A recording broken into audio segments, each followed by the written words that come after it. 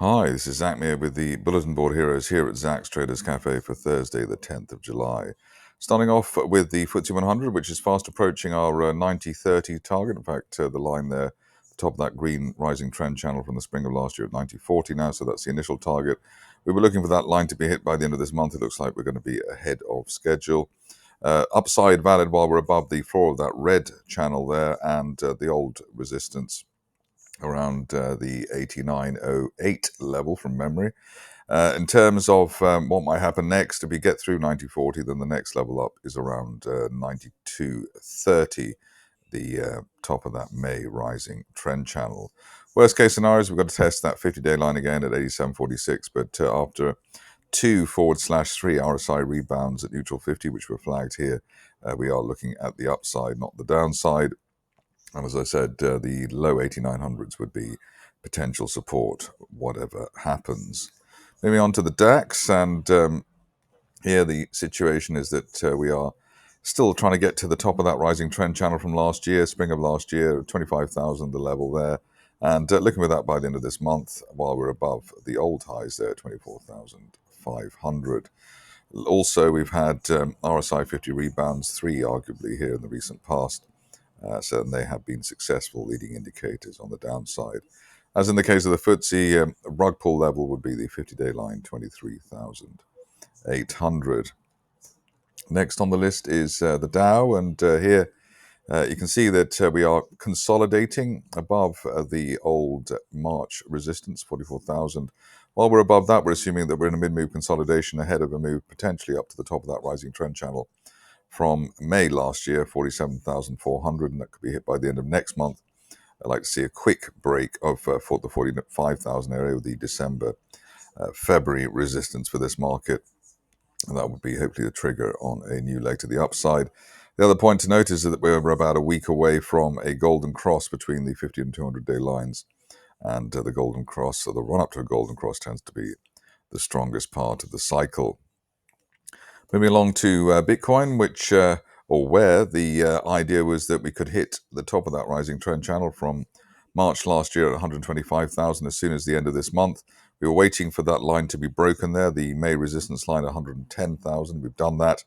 And above 110,000, and with a couple of RSI rebounds above neutral 50, looking for the top of that channel by the end of this month as a best case scenario target. Might obviously take a bit longer. But the upside certainly valid while we're above the 50-day line, just under $107,000. Next on the list is gold, and here we've had a rising trend channel, and I suppose we're not quite ready to give up on that rising trend channel. We could say that it's a bit shallower than we had it drawn before, and that might still work. You could still say that we're heading towards 3,800. I suppose that would now be by the end of next month. Initial resistance here, the 34.30 area, which is that April resistance line. On the downside, we're not expecting anything now lower than 3,200. We've had a rug pull at the end of last month. The only negative, or a negative at the moment, is the way that the RSI is below neutral 50 at 47. So need to get that improved. The other point to note is that the 50-day line is still rising. So hopefully what we're seeing now is the commodity hitting the floor of the channel and then heading ready to head up again. On to the stocks, and starting off with Capai, and here we were trying to find where the floor of the channel was or is. There was a bit of a 2-day overshoot on the downside, but it looks like we're back. The real level there is 0.42. The level to break is 0.51, which is recent resistance above that next level up. 0.66. The overall pattern here, though, is that we're looking for 1.1 pence, perhaps by the end of the summer, which is the top of that rising trend channel from back in February. On to Cobra, which is enjoying its days in the sun, discovering more rare earths, and also enjoying the whole tariff debacle and China export ban debacle as well. We've hit our second target there, around 2.05. Above that, we're looking now for retest of 4-year resistance up to 3.5 pence, and looking for that as soon as the end of next month. Next on the list is Dekel, which has had a bit of a torrid time of late, but a good update from the company today. I think the production numbers obviously well received, and we've had a key reversal to the upside. We're above the floor of the gap there, 0.62 above that.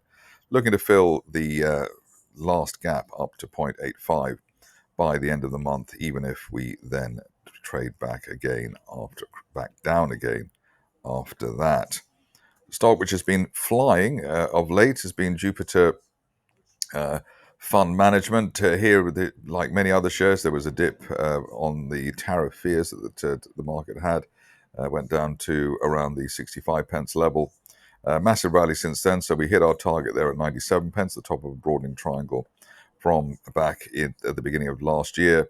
Next levels are above the old resistance there from 2023 at 115, looking for as much as £1.50 or even £1.60 by the end of next month. I suppose the only negative here is that we've already come up a long way, and obviously boosted by the latest acquisition news announced this morning. On to Metals One, we're trying to work out where the next upside target is. We're nudging the 50-day moving average in a sort of rather strange way. Probably the next target is 32 pence, and then above that, really looking for a retest of the highs. But let's get to 32 pence first. End of day close above that 50-day line at 27 pence, the first near-term trigger for the shares. RSI still early at 60, so plenty of gas in the tank for a potential move to the upside. Upside value while we hold above late June resistance at 23 pence. On to Myriad, and here a requested stock. And what you can see here is that the shares trying to build a base, sort of cup and handly type of situation here. We're above recent resistance at 0.011. Above that, looking for the area of the 50-day line and the top of that broadening triangle base, 0.021 or 0.022, the target here by the end of this month. The other point to note is that we still have the RSI still below the neutral 50 level, so hopefully the situation is just getting started and will be helped. The cause will be helped by end of day closes above 0.015. The recent resistance after the gap down 0.17, but looks as though we are ready to move higher. On to the not very glamorous sounding Norman Broadbent, and very record results or record update today. We've gapped up again. You can see we've got that step fashion, so gapping up vertically, then sideways, then vertical again. And that is something you only see in the strongest of situations, so expecting a decent re-rate here. While we're above the old May resistance around £1.50, looking for up to £2.60 by the end of next month. So let's see if we can get more on the upside there. On to Tau Alpha, which now calls itself Satsuma. Here we've got a situation, we've got a nice flag-looking situation there. RSI bounced at neutral 50 at the end of last month, so we're looking for at least a move towards the 18 pence zone, while we're above recent support around 8.5 pence. But hopefully we'll get some of the fireworks that we had in the stock last month later on in July. Stock which has done well after its recent update is Shearwater, and here we're just breaking the gap up day through resistance, which is normally a very strong signal. Looks like a proper re-rate here, looking for 70 pence as a minimum for the shares. If you're a fan of the stock and looking for even greater glory, the upper parallel of that red resistance line projection is 90 pence, which I suppose could be a target for the end of next month, especially while we remain above recent broken June resistance at 54 pence. Finishing off with the new Greatland Gold, allegedly, and here Wishbone Gold has hit all the targets. We were looking for 0.28, then we were looking for 0.5, and above 0.5 we were looking for 0.72. Today's high 0.68.5, so not far away from what we were looking for. Obviously the old peak there from September last year, 0.74, but we're just sneaking in there with a 0.72 on the target front, and hoping now that the shares will remain on the right side of 0.6 pence ahead of 0.72. Best case scenario target here, obviously by the end of next month, at 1 pence plus, which I think the shares seem to be quite keen on doing, given that they are potentially or allegedly the new Greatland Gold. That's it for me today. More updates tomorrow.